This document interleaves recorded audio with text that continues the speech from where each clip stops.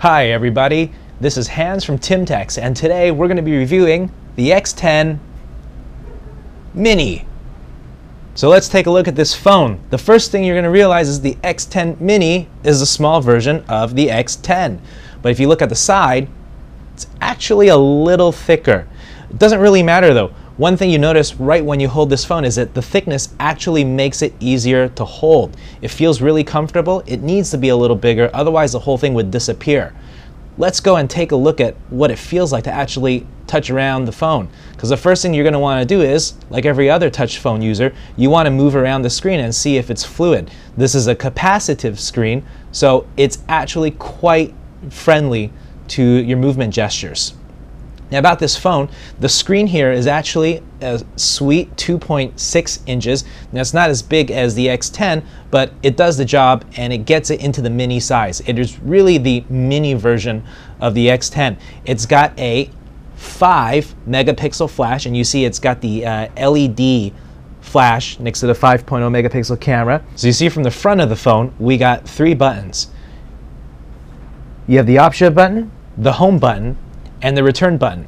You might think they look a little small, but they're actually raised quite a comfortable height, so that when you actually push it, you can feel the resistance when you actually push the button. See, it's quite good there. On the side, you've got your 3 other buttons here. You've got the standard volume rocker, and you've also got the shutter for the camera. Out on the other edges of the phone, you have the power, which also serves as the lock button. You push it and it'll lock the phone up. Push it again, it'll ask you to press the menu button here to unlock it. And on the bottom, you've got the normal things you'd expect. You've got the micro USB plug here. And interestingly enough, this phone does support both the standard Sony Ericsson headsets as well as a 3.5 millimeter headset. So let's take a look at the phone's OS. This phone is running Android 1.6. It's also using the Sony Ericsson Timescape UI. What that means is this phone has widgets. So let's take a look at how we add those widgets. Go to the home page and you want to press the Arrange Widgets. Very responsive on this capacitive screen. Let's add a widget and let's pick our favorite, Facebook. Very responsive. I've got Facebook selected. I'm going to add it to the screen now. And there we go. Now on my home screen, you can scroll left and right, and you can find all your widgets. Sony Ericsson was really good in the design of this phone because one thing they really did well was that they allowed you to be able to use the phone with one hand. Even though it's small, it's very easy to get to the main buttons, and they've laid it out here right in the home menu. You have the text message button in the top corner, you've got the music button in this corner, the dial pad here, and then you've got the contact book there. So let's take a look at these 4 main buttons, which are the 4 buttons that most people are going to use anyway. You can get into the text messages, and you see here we can create a new message, and it's very easy to write a message. H-E-L-L-O, hello. So like that. That makes typing very easy. Let's get out of here. It's asking me for the person I want to send it to. I'm going to say, let's send it to Carol. And if I wanted to press send, then Carol would get a nice text message saying ABC. Very clear, very easy to use. Let's go back out. Now let's say we wanted to play with the music player. Well, from the music player, you can select from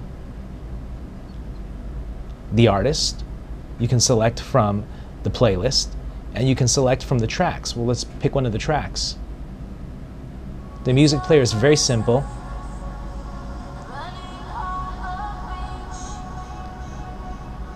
Very simple and easy to use. Pause and play buttons, fast forward, rewind. Let's play it.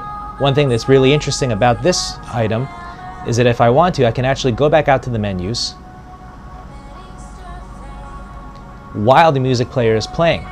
So if I go into the main menus, I can select the different applications while the music player is still running. Let's go in here and close that music player. Go back out to that main menu. You can see on this bottom corner you've got the dial pad. Very easy to use, and one thing that's really important to know is if you've got a traditional phone, the keys on this dial pad are actually larger than the keys on a traditional phone. So even though you might think this is a mini phone, it's not for me, but I've got big fingers, the keys here are actually quite big. Most importantly though, is how many of you actually do use the dial keypad? Most people nowadays are using their contacts, and the contacts has been made in such a way that it's very easy to scroll up and down, find the names of your contacts, and just pick them from the contact. Aside from the 4 main buttons, you've got a very nice menu design that is brought up by simply lifting the tab you saw at the bottom. So let me do that again. You got a tab at the bottom, you lift it up, and you can scroll left and right to find all of your other items. Let's take a look at some of the most frequently used ones. Let's take a look at the camera, for example. There it is. Let's press into the camera. You're going to end up pointing it at the right item, and then you'd click the shutter to take the picture.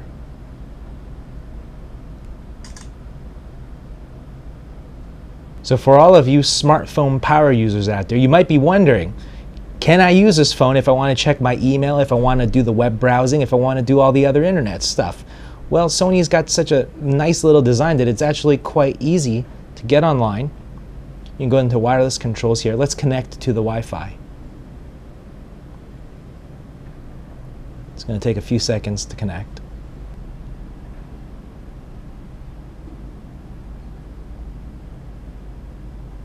We're going to go straight into the web browser. And you can see the web browser lets you pick from a bunch of menus. You could also do a search. Let's go to our favorite website.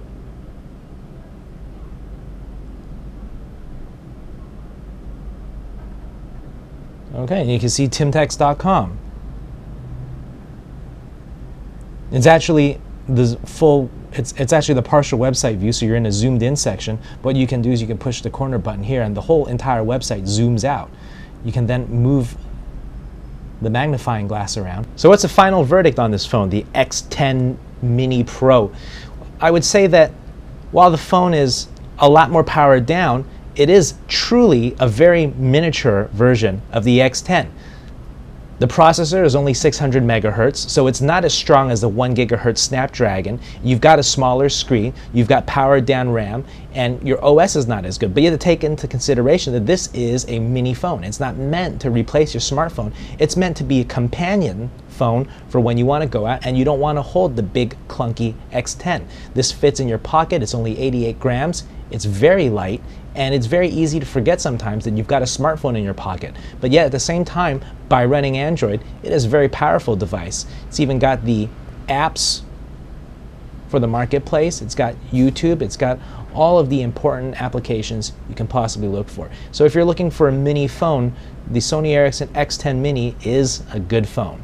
And that's it for the Sony Ericsson X10 Mini.